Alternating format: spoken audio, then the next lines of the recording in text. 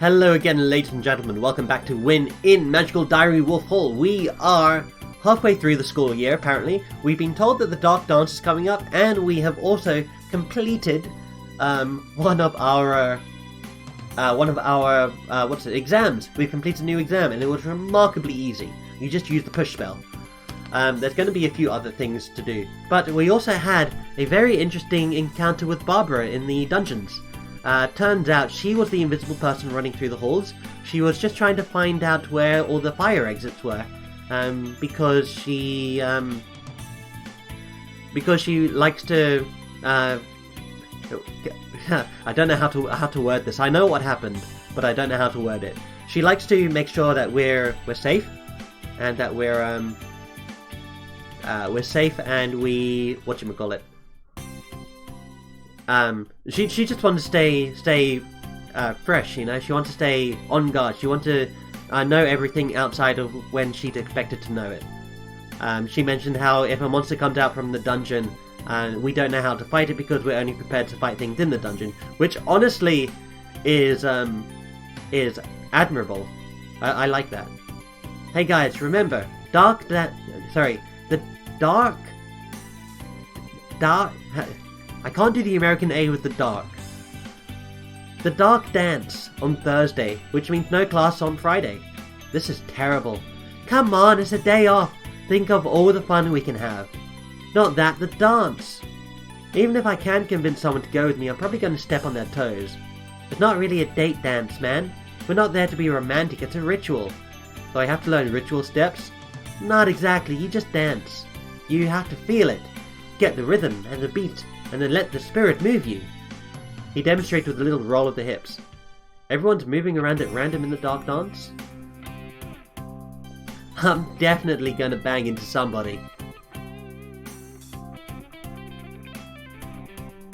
If the whole school is packed in there in the dark, I'm pretty sure a few bumps are to be expected. As long as you don't move too fast, it shouldn't be that dangerous. Look, just stick with me and it'll be okay. I'm used to your elbows by now. Alright, so we don't have anything on that. We need to rest, is the main thing. And then we're just going to do a bunch of white magic, I think. Yeah, bunch of white magic. Go, let's go. Sleep. Sleeping lost 25 stress. Okay, so sleep gets rid of 25 stress. Someone is knocking on my door. I pop my head out to see if anything interesting is happening. It's the Dansons. So I wanted to wish you a happy 17th. He hands over a package wrapped in glossy dark blue paper, more a falcon's colour than a wolf's. The package is wide and flat. It could be a book or a shirt, perhaps. Donald takes the gift, but doesn't unwrap it. Thanks. Urchin's not with you? You know your sister. She's probably not out of bed yet. I'm sure you'll see her later today. She wouldn't forget your birthday. Yeah? Hey, happy birthday. Thanks. I gotta get on to class now. You kids have a good day. Hey, I'm older now. Right. He leaves and Donald shakes his head. Must be simpler being an only child. He steps back into his room, gift in hand. Oh, that was cute. Alright. White magic class. Success! We learned something new! Professor Potsdam sits at the desk, leaning into her elbow and sighs quietly. We all wait, expecting some mythical proclamation, but she says nothing. After a few moments, she finally opens her eyes. Where was I? Ah yes, I was going to tell you about the power of distraction. Sometimes it's enough to distract an enemy, preventing them from acting, so that you can pass by unharmed. The spell of distraction temporarily captivates the mind, leaving your targets lost in thought. However, the spell has a weakness in dangerous situations. It is not immediate. It takes time for the mind to wander. If an angry gnome is about to start to throw a rock at you and you cast the spell of distraction, you'll still be hit by the rock. Only after the gnome throws the rock will its mind be caught by your distraction. Therefore, this spell is most useful when trying to distract someone who is not yet hostile, or when you don't mind letting your opponent take a shot. Okay, got it. Cost 15, oh my goodness. We are running into a bit of a balancing or a build problem here, because we just got a spell that costs 15. We only have 26 mana. When the school year began, suppers were still lit by sunset, but the approaching winter crowds the light out of the sky. I get my tray and look for a place to sit, eventually spotting an open stool near Virginia and Ellen. You got no reason to be so... Oh, hi, Charles. Hi. Don't you think Ellen should stop being so gloomy? I'm not gloomy. I've just got things on my mind. Well, get them off your mind. You'll feel better when you get moving. I always do. Just let yourself go and get into the music. Sure, I'm fine. She stands up. I'm not very hungry. I'm gonna go freshen up. She drops her brownie onto Virginia's plate and leaves. Yeah, I'm worried about her. She always says she's fine. I can't figure it out. Maybe she really is fine. He can't be that bad at girls. Her mouth says she's fine, her eyes and everything else?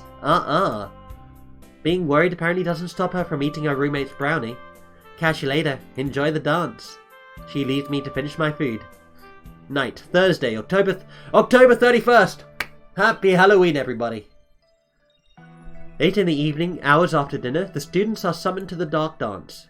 Now even the lights in the halls have been turned off, leaving only moonlight and the faint blue glow of magic to navigate by. I can hear the drums in the distance, feel them more than hear them, a rhythm that shivers through the walls and floors. Groups of students pass by in little clusters, murmuring to each other. There's no rule against speaking loudly as far as I know, but the atmosphere promotes a sense of mystery. In the dark, it's hard to tell who is who, and even harder to tell what they're talking about. At least until I hear a familiar voice. Then why did you say it? I didn't know what else to do. I was just trying to push you away. That Ellen and Damien? I peeked down the side corridor into the gloom. You certainly did that. I'm sure you've heard the stories by now. William will have made sure of that, about me and how I hurt people that get close to me. Sorry, he needs more of a Shakespearean voice. And it's true. Every bit of it is true. Everything I touch goes wrong. I didn't want that for you. It sounded like William was right. He's trying to twist things around, to make her feel bad for what he did. So you insulted me, you hurt me to protect me? That's stupid. I know, I'm an idiot. I always have been. You're the clever one, Ellen. You're not like the other girls, you're special. You're a wild seed, but you outshine every born witch. You see things in an instant. You're not afraid. You charge forward like a hero. You deserve better than to get mixed up with a villain like me. I can choose that for myself. He chuckles. You see, you're not afraid of anything, even when you should be. I lied to you, and then I tried to stay away, but I missed you. It hurts not talking to you, knowing that you thought I hated you. I hate Damien, by the way. Damien is terrible. Like, listening to this, even without, like, the blue devil persona thing, even just, like, watching this, in this context, just reading these words in this context is like, this is the sign of a manipulator. Like, look at this. He's saying that he lied, he tried to stay away, that he missed Ellen, that it hurt him not talking to her. It's like this is plain and clear manipulation. Knowing that you thought I hated you, but of course, people are grabbed by the romanticism of someone who actually cares this much about you. It's unrealistic, just letting you know. I might sound jaded, and hey, if you have a boyfriend or girlfriend that that is like this to you and is not manipulative, then all the more power to you. Like, what I say doesn't apply. But this is a warning sign, I see. Knowing that even when I sent you okay, he is being overdramatic about this, which is the problem here. This part here is unnecessary. It's just making her feel worse. Okay, that's exactly what it's doing. Knowing that even when I sent you presents, you'd never imagine they were from me. Presents? What presents? The pie from the Apple Festival. You didn't give me a pie, Charles gave me a pie. What? How did you find out about that anyway? Were you stalking me? You manipulate everything, don't you? You're just trying to steal the credit. That's a lie. Leave me alone, Damien. Don't walk away from me. He reaches out and grabs her arm. Hey! I spoke without thinking, and now they're both staring at me. Maybe this was foolish, but I can't stand by and let that devil hurt a girl. Take your hands off her. William put you up to this, didn't he? He's trying to make me look... Stop it! She shakes him off. I told you I could choose for myself, and I am. I don't want to be your special girl, Damien, and I don't want to be your anything, and I don't want you to talk to me again. To my surprise, she attaches herself to my arm and starts pulling us down the hallway toward the gym. Oh my goodness. Damien can only stand there with his mouth agape. Oh my goodness. What is this? Oh. The darkness tightens in around us as we step into the gym. My eyes struggle to gain awareness of the space around us. There are only shadows, shifting, and the endless rustle of unseen branches. Dead leaves crunch beneath our feet, and the scent of pine hangs in the air. The drums beat, though I cannot see the drummers, and now their pulse is joined by music. I know that I am surrounded by an indistinct crowd, all murmuring and laughing to each other, but the only person I am clearly aware of is the girl who clings, almost unseen, to my arm. She's trembling. Are you okay? I'm fine. You shouldn't say that you're fine if you don't mean it. How's anyone supposed to know what you really need? No one really wants to hear how I feel. Hey, I asked. I knew he couldn't really like me. Someone like him. Someone like me. I know how boys see me. I'm just a rock with hair. A useless fuzzy lump. So why would someone like him be nice to me except as a way to make fun of me? She lets go of my arm. Sorry for using you. I thought he wouldn't follow me if I were someone else. Sorry. She disappears into the gloom. If I hadn't interfered when William asked me to, would she have been happy tonight? Did I do the right thing? Oh boy, that is a moral quandary right there. The music loops around itself in a spiral pattern, tracing the passage to the other world without ever quite opening the gate. It does not stop, it does not start. There are dancers around me, aren't there? Only silhouettes and suggestions? Maybe there, maybe not. A chill autumn breeze caresses my cheek, carrying with it a warm curl of smoke. I sway carefully, trying not to impact the people around me, and the need for constant shifting moves me along the floor like a twig caught in a slow current. The night goes on, playing tricks with my sense of time. How long have I been here? I'm thirsty, but I'm not sure the way to the nearest water would be. I turn towards the edges of the room, trying to reorient myself. A table set up by one of the walls contains a large rock bowl filled with water that ripples and burbles continuously, an enchantment keeping it flowing and fresh. There are no cups, so I have to dip my hand into the water and scoop out a mouthful, then shake my fingers dry. Thus satiated, I return to the dance, and the night stretches on. The girl suddenly cries out, followed by a loud thud. There must have been a collision. People are pausing in confusion. I hear a male voice raised. Go about your business! To the door, the gym opens and closes. Having been chat-sized, the student begins dancing again. No one wishes to risk the wrath of Grabner, but I have to know at least a little bit. I struggle against the flow and make my way out to the door so that I can peek outside. Both Grabner and Potsdam are out there. They appear to be arguing about something. Stretched out on the floor in front of them is a girl in snake hole robes with black and red hair. Barbara? She looks like she's asleep or unconscious. I don't know what happened, but this is probably not a good time to ask them. I should ask Barbara later. I get back to the dance. Surrounded by friends and mysteries, I dance the night away. So, I reckon what she did was she used white magic to see what was going on in the dark dance. And if I remember, there were, from the first game, there were things here that are very shy about being seen, which is why it's the dark dance. And they want to go in and dance, and the teachers were like, this would be a great mingling opportunity. Or something. But classes are cancelled. I still feel awkward about staying in bed past noon when I'm so used to getting an earlier start. So, lunch. I pop into the cafeteria to grab a tray of food.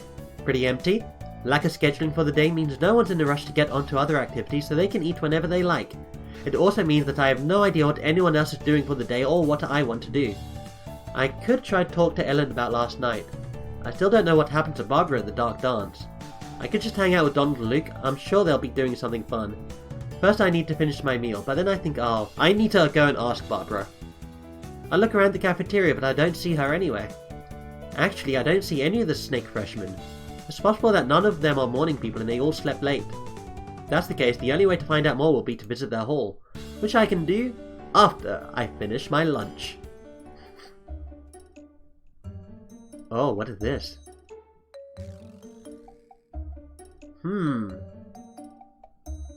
This song. This music. Very sly, I'd have to say. I haven't been around this area before, so I approach Snake Hall with some trepidation. I'm not quite sure which room belongs to Barbara. One of the doors is slightly open, that's the safest place to knock and ask. I don't want to face an angry snake after unexpectedly waking her up. Just as I move towards the opening, Suki steps out. Oh, hi! Is Barbara here? Are you a friend of Musette's? No? I don't know anyone named Musette. I don't remember a name like that on the class list. That's too bad. She needs more friends, or she can't find her way back. Oh, she's talking about someone from the other world, I believe. Are we talking about a lost pet? Shh, she needs to rest. Raven comes out from the room, flapping her hands to wave Suki away from the door. She starts to pull it close behind her and then notices me. Who are you? He's the monster under the bed, except I never found one. I looked a lot, but there was nothing there. I'm Charles. I came to see how Barbara was doing. And why would you wish to know that? Well, I saw that something happened to her last night at the dance and I want to be sure she was alright. She was communicating with the spirits. She got detention. He does not need that information. She is resting.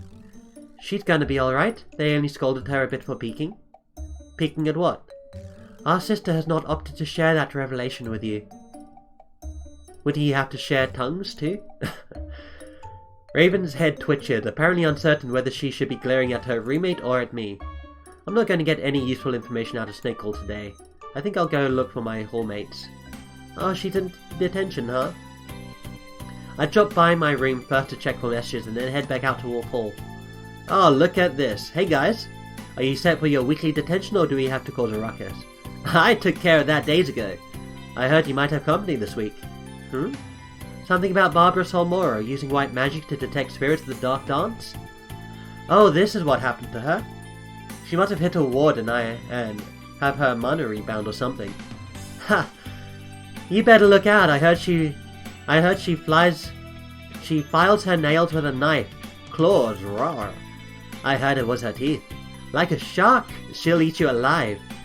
She was seen in the cafeteria using a knife on her nails, but I have not heard about her clawing anyone. He taps his hands together and then digs into his pocket. I purchased a few packs of cards this weekend. Would you be up for a game of poker?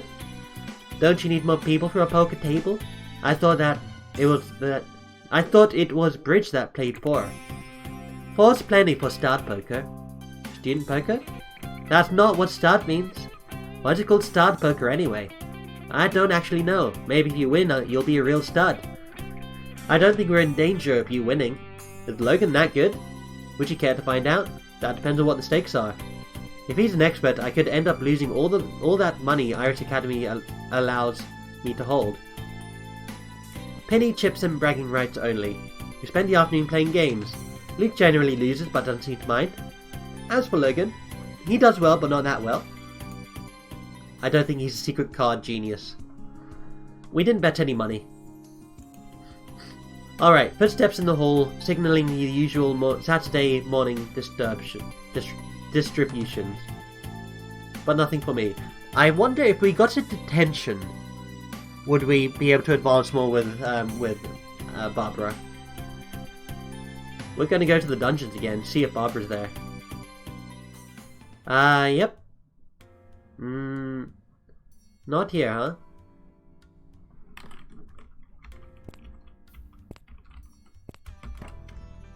And again, I can't jump over the gaps.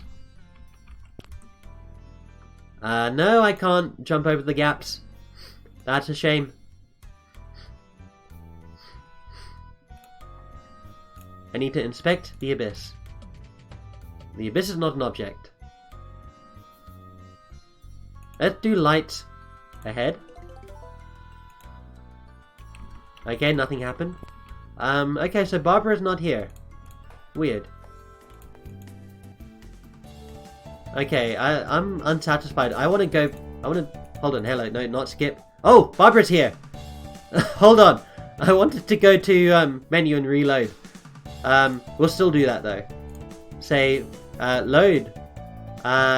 This one is Barbara is opening up. 1644? That was 20 minutes ago. I think that's a bit too far back. Anyway, the cafeteria's dessert today is a dark brown spice bread. The taste reminds me a bit of medenka, but more moist and without the chocolate. I think they'll call it gingerbread. As I eat my meal, I hear raised voices near me. Well, only one is raised, the other is silent. Just worried about you, don't you see? What happened at the dark dance could have been very dangerous at a gathering outside of the school. If you'd talked to me beforehand, I could have answered your questions. If you'd talked to me before you went up on the roof, I could have fetched Potsdam faster. Please let me help you, I'm always available. As class president. Barbara glares at her.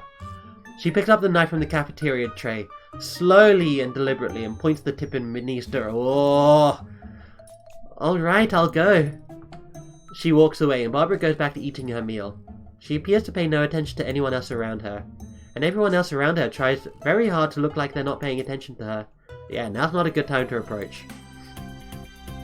At the end of the week, I have a chance to review the things I've learned to make preparations for the future. Okay. Card games, cutting remarks, spellbook. I need something to cross an abyss, is what I need. Okay. I'm thinking. I think I should end this episode here, otherwise we risk going on 40 minutes with our next episode. So thank you guys very much for watching, I hope you've enjoyed, and I will see you next time! Will we know and learn anything more about Barbara? We'll find out soon, in the next enthralling episode of Magical Diary Wolf Hall. Alright, see you guys later.